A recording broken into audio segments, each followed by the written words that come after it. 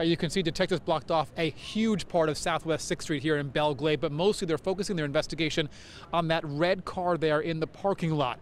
Detectives say 2 men were in that car just before 5 p.m. when they were ambushed, shot and killed just sitting in the car.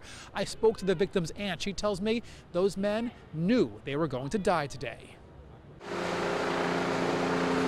Moments after the gunfire, the scene chaotic. A crowd of more than 100 people watched as sheriff's deputies, heavily armed and in riot gear, investigated the shooting, looked for clues around that red car where the 2 men were shot.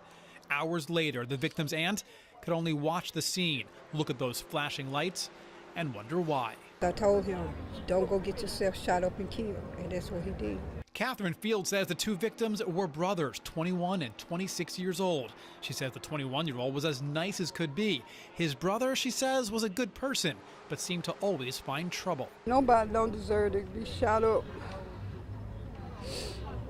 Field says the 26-year-old was in a fight with another man and knew he was in danger, even calling his mother to say goodbye shortly before he was killed. He said, I'm ready to go home. And she called me and told us, well, we home, you could come on. And next thing we know, he had got killed. So when he said he was ready to come home, do you think he meant come home here, or? I think he know he was going to die today. And this was only the beginning of the violence in Belle Glade on Friday. Residents called the sheriff's office repeatedly throughout the night to report hearing gunfire. Deputies investigating every call, all while Catherine Fields watches them investigate the murder of her nephews. Oh, it's hard, But I try to tell them, you live by the gun, you're going to die by the gun.